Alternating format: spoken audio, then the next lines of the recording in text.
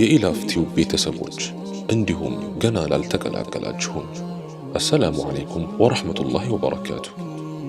ለዲናችን ትንሽም ቢሆን እንስጥ ዋጋ። የሚጠቅም ኢልም ከመሸመት አንዘናጋ።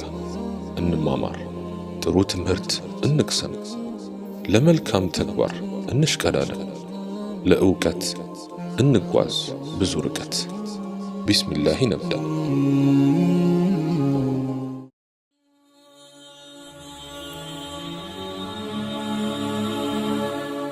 የዛሬው እንግዳችን የአላህ ባሪያና ነቢይ የሆነው ዒሳ ኢብን መርየም ቢንት ዕምራን ኢብን ማሳን ኢብን ጋዚር ኢብን አልዩድ እያለ ኢብን ሱለይማን ኢብን ዳውድ በመባል የዘር ሐረጉ ከዳውድ ይመዘዛል። በባለፈው እንደዳሰስነው መርየም በሕፃንነቷ ለቤተ አምልኮ የተሰጠች ልጅ ስትሆን ውሎ አዳርዋ እዚያው ቤተ አምልኮ ውስጥ ነው። ለወሳኝ ጉዳይ ካልሆነ በቀር ከዚያ ግቢ አትወጣም ነበር። እዚያ ቤተ አምልኮ ውስጥም ዩሱፍ የተባለ የአጎቷ ልጅ አለ። እሱም ውሎ አዳሩ እዚያው ስለሆነ ዝምድናቸውን ይበልጥ አጠናክሮታል። ዘወትር ውሃ ለመቅዳትም ከቤተ አምልኮ አቅራቢያ ወዳለው ምንጭም አብረው ነበር የሚሄዱት። ከዕለታት አንድ ቀን መርየም እንስራዋን ይዛ ዩሱፍ ዘንድ በመሄድ ምንጩ ጋር ሄደን ውሃ እንቅዳ አለችው። ዩሱፍም እኔ እስከ ነገ የሚበቃኝ ውሃ አለኝ አላት። እሷም ትታው ብቻዋን ሄዳ ምንጩ ቦታ በመቅዳት ላይ ሳለች ጅብሪል በሰው ተመስሎ አጠገቧ ቆመ። እሷም በጣም ደንግጣ አላህን የምትፈራ እንደሆን ከአንተ በአላህ እጠበቃለሁ አለችው። እሱም እኔ ንጹሕን ልጅ ለአንቺ ልሰጥሽ የጌታሽ መልእክተኛ ነኝ አላት። መርየምም በጋብቻ ሰው ያልነካኝ ሆኜ አመንዝራም ሳልሆን ለኔ እንዴት ልጅ ይኖረኛል በማለት ጠየቀች። ጅብሪልም ነገሩ እንደዚህሽ ነው፣ ጌታሽ እርሱ በኔ ላይ ግር ነው፣ ለሰዎችም ተአምር ከኛም ችሮታ ልናደርገው ይህንን ሥራን የተፈረደም ነገር ነው ብሏል አላት። ያን ጊዜ እሷም ለጌታዋ ትእዛዝ እጅ ሰጠች። ጅብሪልም ጠጋ አለና ደረቷ ላይ ልብሷን ከፈት አድርጎ ሩህ ነፋበት። መርየምም በእንስራዋ ውሃዋን ሞልታ ወደ ቤተ አምልኮ ተመልሳ ሄደች። ጊዜን እየተካ የመርየም ጽንስ ሆዷን እየገፋ መጣ። ይህን የተመለከተውም የአጎቷ ልጅ ዩሱፍ ሁኔታው በጣም ግራ አጋባው። አርግዛ ነው እንዳይል ከቤተ አምልኮ ከሱ ውጭ ከማንም ወጥታም ታይታም አታውቅም፣ ምንም አልተፈጠረም እንዳይል የእርግዝና ምልክቶች እንዳለ ይታዩባታል። በመጨረሻ ይህን የሚያጣራበት አንድ መፍትሄ አገኘና ሊያናገራት ወስኖ እርሷ ዘንድ በመሄድ መርየም የሆነ ነገር በውስጤ ይመላለሳል፣ እደብቅሻለሁ እያልኩ ግን አልቻልኩም፣ በቃ ልጠይቅሽ አላት። መርየምም መልካም ንግግር ተናገር ወይም ጠይቅ አለችው። ዩሱፍም ቡቃያ ያለ ዘር ይበቅላልን አላት። መርየምም አዎን ይበቅላል አለችው። ዩሱፍም አረንጓዴ ቅጠልስ ዝናብ ሳያገኝ መብቀል ይችላልን አላት። መርየምም አዎ መብቀል ይችላል አለችው። ዩሱፍም ያለ ወንድ ሴት ልጅ ብቻ መውለድ ትችላልን አላት። መርየምም አዎ ትችላለች አለችው። መርየምም ቀጠል አድርጋ ዩሱፍ ሆይ አላህ ቡቃያን የፈጠረ ቀን ያለ ዘር እንደፈጠረው አታውቅምን? አላህ አረንጓዴ ቅጠልንስ ለመጀመሪያ ጊዜ ሲፈጥረው ያለ ዝናብ እንደፈጠረው አታውቅምን? ታዲያ መጀመሪያ ቅጠልንና ቡቃያን ዘርም ሆነ ዝናብ ሳይኖር የፈጠረው ጌታ አሁን ያለ ዝናብና ያለ ዘር መፍጠር ይከብደዋል ትላለህን አለችው። ዩሱፍም አይ እኔ እንደዛ ልል ፈልጌ አይደለም፣ አላህ በፈለገው ነገር ላይ ሁሉ ቻይ ነው። አንድን ነገር ማድረግ በፈለገ ጊዜም ሁን ይለዋል ይሆናልም አላት። መርየምም አላህ ያለ ወንድም ሆነ ያለ ሴት አደምን አልፈጠረምን? ያለ ሴትስ ሐዋን አልፈጠረምን? አለችው። ዩስፍም አዎን ፈጥሯል አላት። ከዚያም በልቡ ግን መናገር ያልፈለገችው የአላህ ተአምር በሆዷ እንዳለ አወቀ። መርየምም የመውለጃ ሰዓቷ በተቃረበ ጊዜ የቤተ አምልኮ ግቢ ለቃ ወጣች። ብቻዋን በረሃ ላይ ሳለች ምጡ ጀመራት። በጣምም አመማት። አሁን ያለችበት እንግልትና ከመውለዷ በኋላ የሚከተላትን እንግልት ስታስብ ዋ ምኞቴ፣ ምን ነው ከዚህ በፊት በሞትኩ ተረስቼም የቀረው በሆንኩ ብላ ተመኘች። በመጨረሻም ወደ አንድ የደረቀ የቴምር ዛፍ ዘንድ በመጠጋት ልጇን ኢሳን ተገላገለች።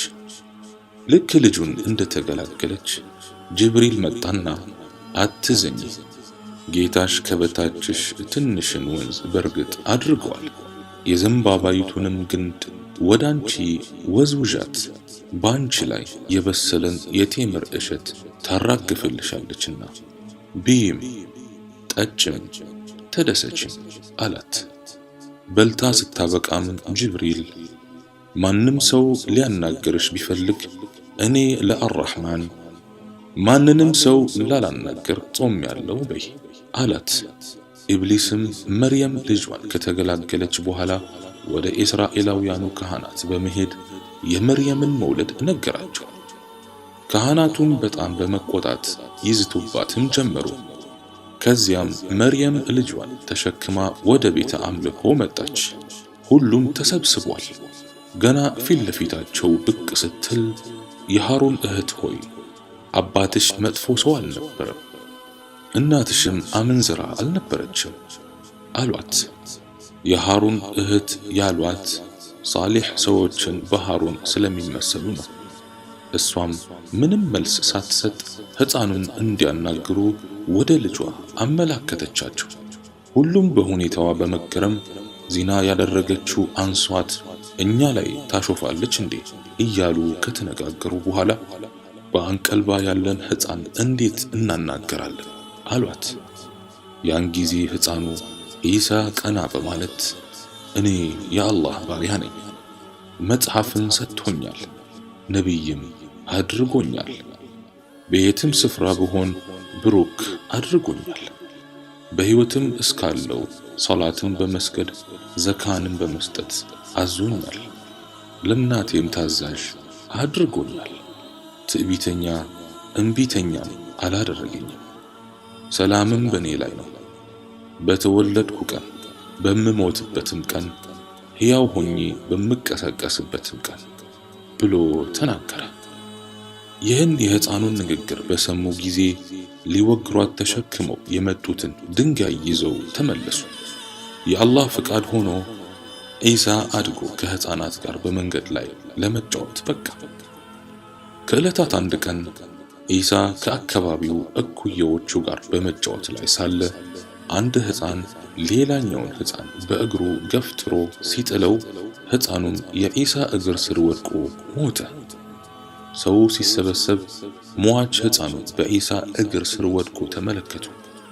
የሕፃኑ ገዳይ ኢሳ ነው በማለትም ኢሳን በጨቅላ ዕድሜው ለፍርድ አቀረቡት። ዳኛውም ሕፃኑን ገድለሃልን ብሎ ሲጠይቀው ኢሳም አልገደልኩም አላቸው። ከዚያም ኢሳን ለቅጣት ሲያዘጋጁት ኢሳም ለዳኛው እሺ የሞተውን ሕፃን አምጡልኝ አለ። ዳኛውም በኢሳ ሁኔታ በመገረም የሕፃኑ አስክሬን እንዲቀርብ አዘዘና ኢሳ ፊት ለፊት ላይ ቀረበለት። ኢሳም ዱዓ ሲያደርግ አስክሬኑ በአላህ ፍቃድ ሕያው ሆነ።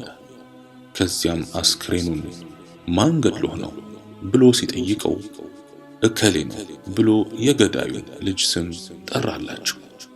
ዳኞቹም የዚህስ ልጅ ስሙ ማን ይባላል ሲሉት ኢሳ ብሎ መለሰላቸው። አስክሬኑም ይህን እንደተናገረም ተመልሶ ሞተ።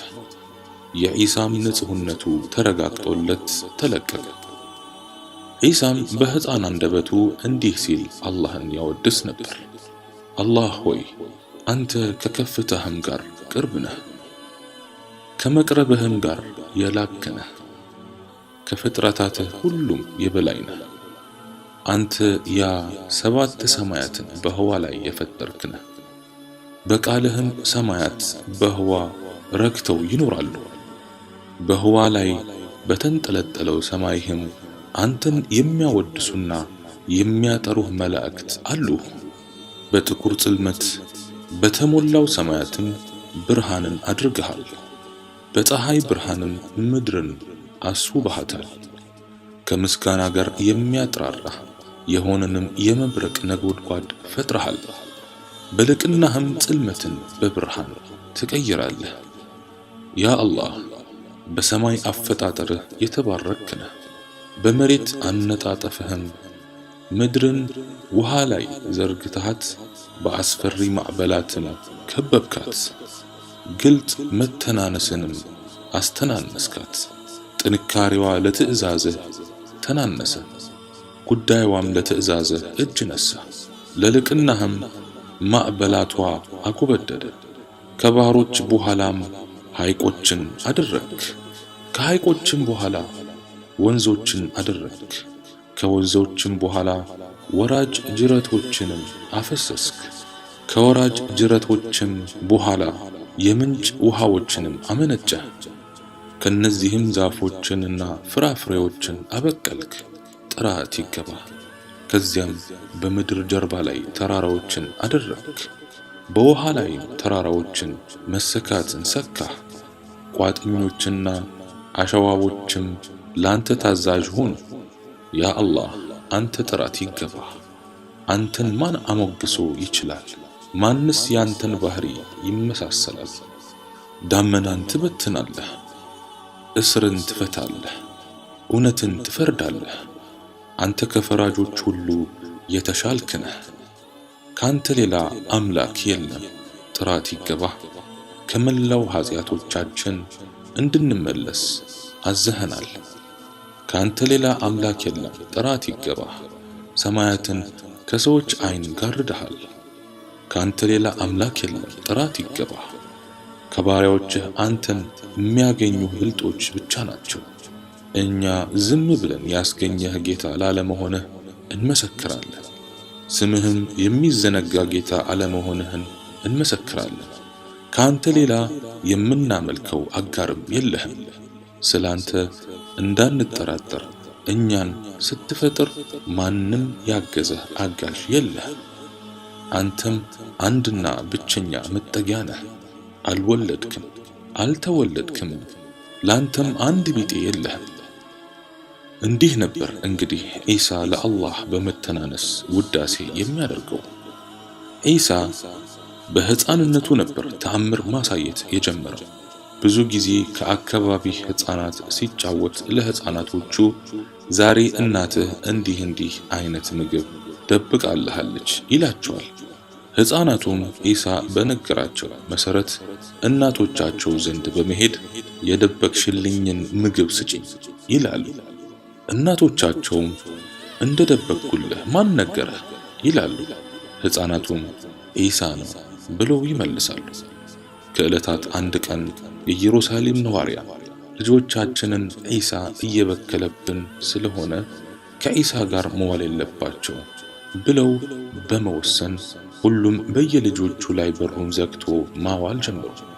ዒሳም የሚጫወታቸውን ጓደኞቹን ሲያጣ በየቤታቸው እየዞረ እከሌ የለም ብሎ ይጠይቃል። ወላጆቻቸውም የሉም ይሉታል። ዒሳም እረ ድምፃቸውን እየሰማው እኮ ነው ሲላቸው ወላጆቻቸውም ይህ የምትሰማው የዝንጀሮዎች ድምፅ ነው ይሉታል። ያን ጊዜ አላህም ልጆቻቸውን ዝንጀሮዎች ያደርግባቸው ነበር። በዚህ ሁኔታ ዒሳና እናቱ መርየም በርካታ እንቅፋቶችን በማሳለፍ ረጅም ዓመታትን ኑረው ዒሳም የተውራትን ትምህርት ከተለያዩ ካህናት እየቀሰመ ጎረመሰ።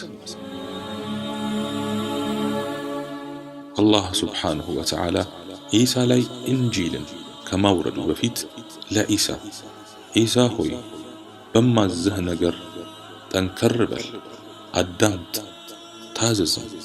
አንተ የንጽሕዋ የድንግሏ የዓቢዷ ልጅ ሆይ አንተን ያለ ወንድና ሴት ንክኪ ፈጥሬሃለሁ፣ ለዓለማትም ተአምር ትሆን ዘንድ ፈጥሬሃለሁ። እኔም ብቻ አምልክ፣ በእኔም ብቻ ተመካ።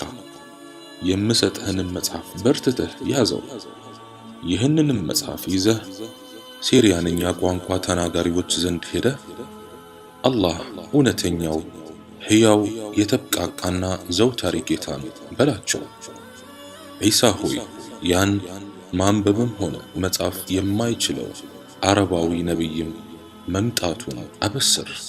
ያ ነቢይ የውበትን ዘውድ ተላብሷል። ጎላ ባለ ሁኔታ ረጅም አይደለም፣ አጭርም አይደለም፣ መካከለኛ ነው።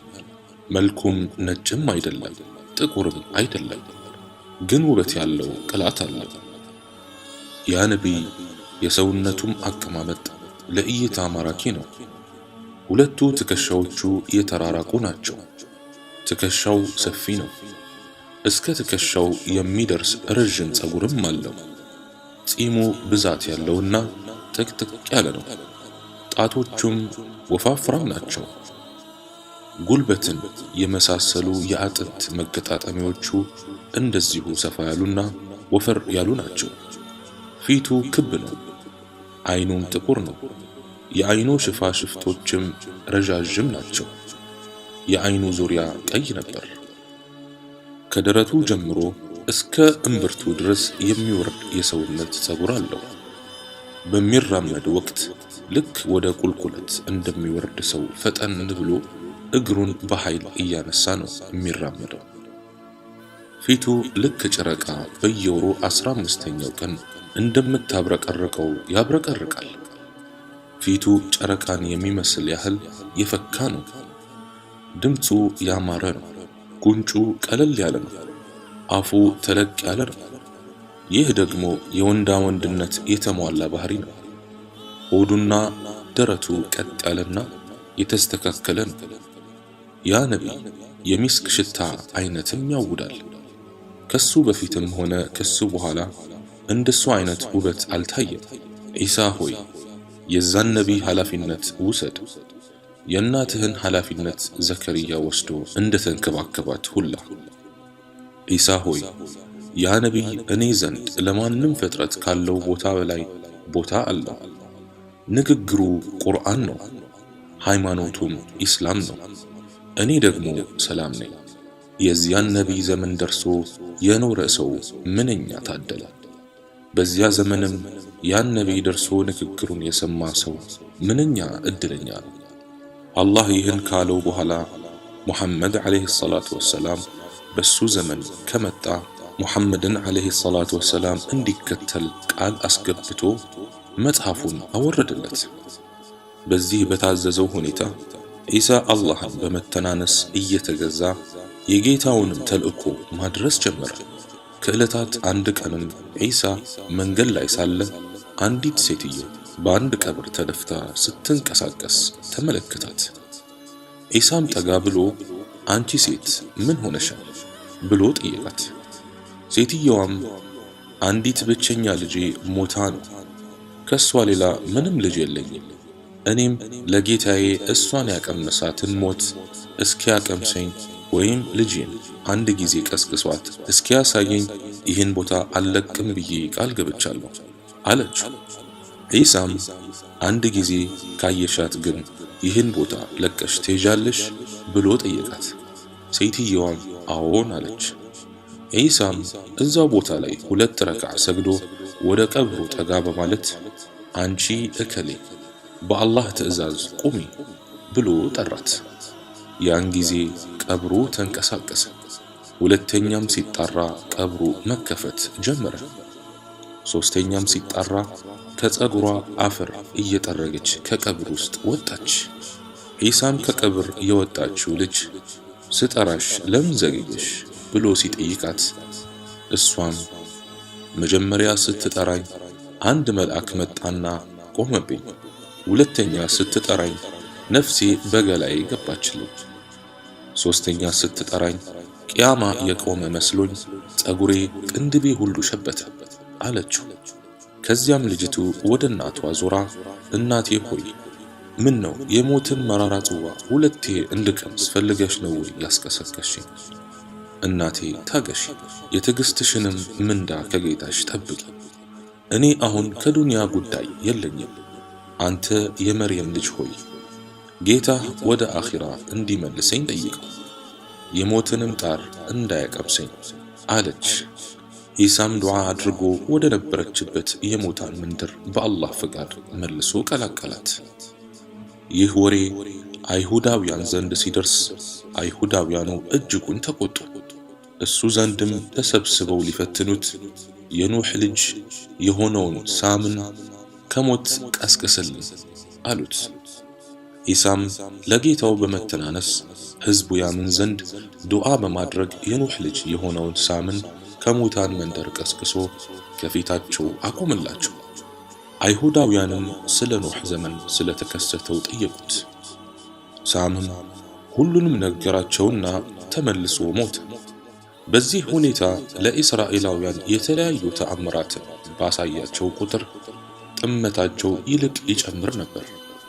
ኢሳ ለእስራኤላውያን ከጭቃ የወፍን ቅርጽ ሰርቶ ትንፋሹን ሲነፋበት በአላህ ፍቃድ ወፍ ይሆን ነበር። በዘመኑ መድኃኒት የሌለውን የለምጥ በሽታን በአላህ ፍቃድ ይፈውስ ነበር። ማየት የተሳናቸውንም በአላህ ፍቃድ ይፈውስ ነበር። ነገር ግን አብዛኞቹ የጥመትን መንገድ አሟሙቀው ይዘውት ነበር። ይህ ሊሆን የቻለውም አላህ ሱብሓነሁ ወተዓላ አንድን ነቢይ ወደ ሕዝቡ ሲልከው ያ ሕዝብ የተካነበትን የጥበብ ዘርፍ ለዚያ ነቢይ እጥፍ ድርብ አድርጎ ይሰጠው ነበር። ለምሳሌ በሙሳ ዘመን የድግምተኞች መራቀቅ የድግምትን ጫፍ ደርሶ ነበር። አላህም ድግምትን የሚያስንቅ ግሩም ተአምር ለሙሳ ሰጠው።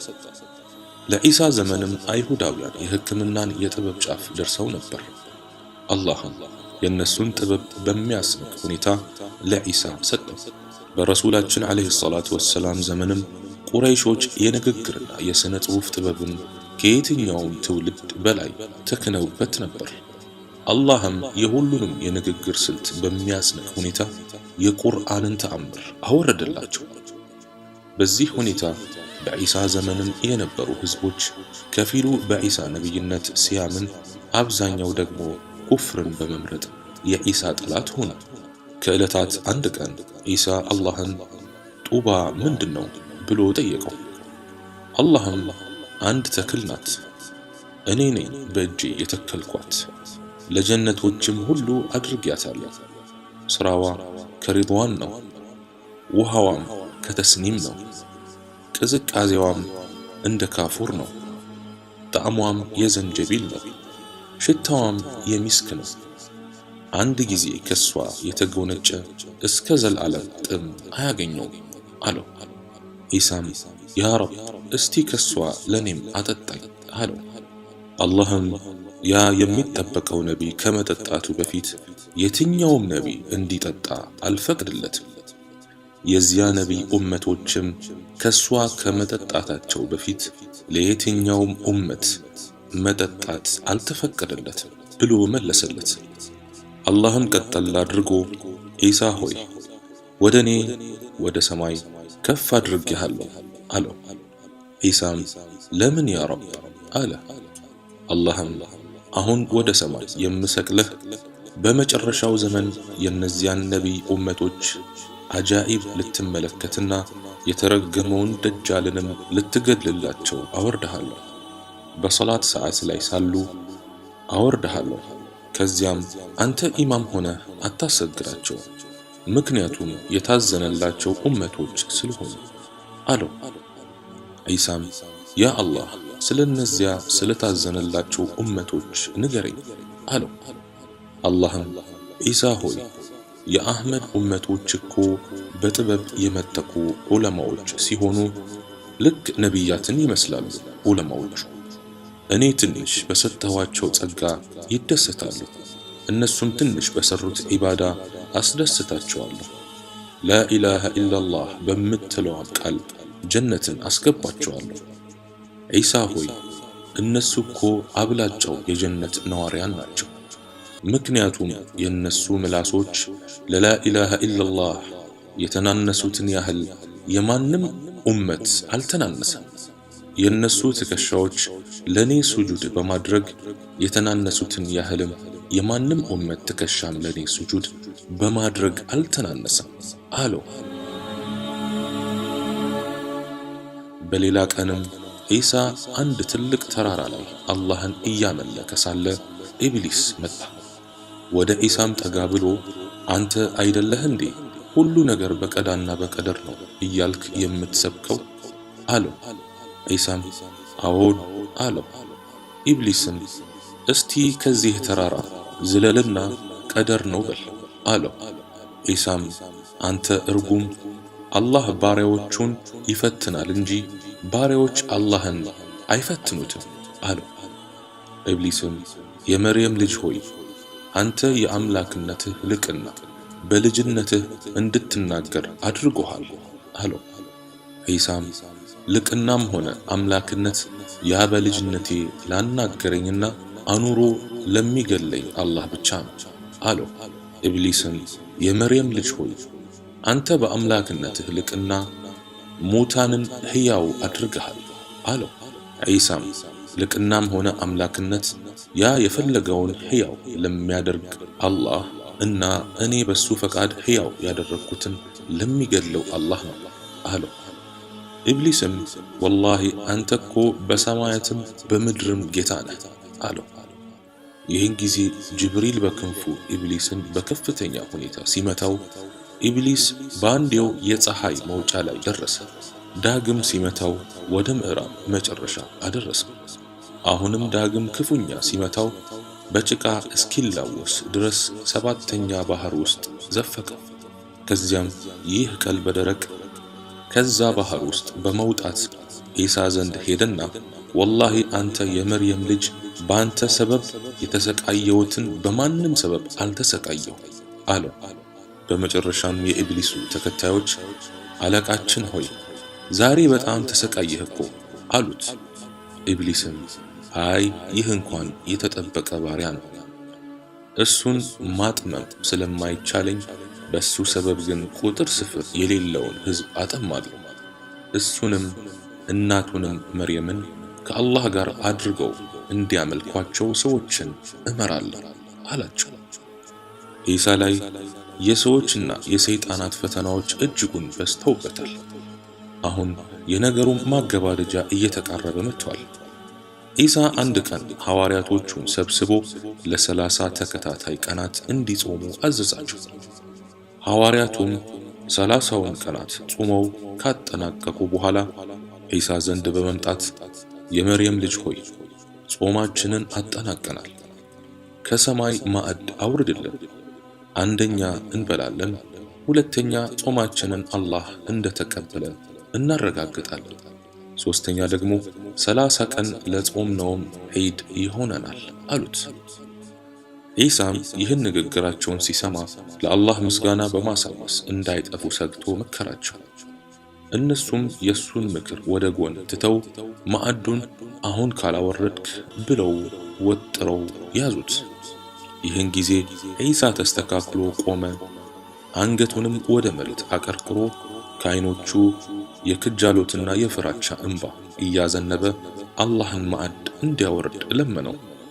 አላህም እኔ ማዕዷን በእናንተ ላይ አውራጇ ነኝ፣ በኋላም ከናንተ የሚክድ ሰው እኔ ከዓለማት አንድንም የማልቀጣውን ቅጣት እቀጣዋለሁ አለ። ከዚያም በኋላ በሁለት ደመናዎች የተጫነ ማዕድ ከሰማይ በከፍተኛ እርጋታ መውረድ ጀመረ።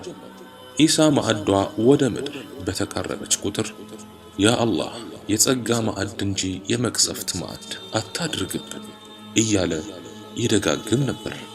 ከዚያም ቀስ በቀስ ማዕዱን የተሸከሙት ሁለት ደመናዎች ወደ ምድር በመቃረብ በእርጋታ የተሸከሙትን ማዕድ በዒሳ ፊት ለፊት አስቀመጡት።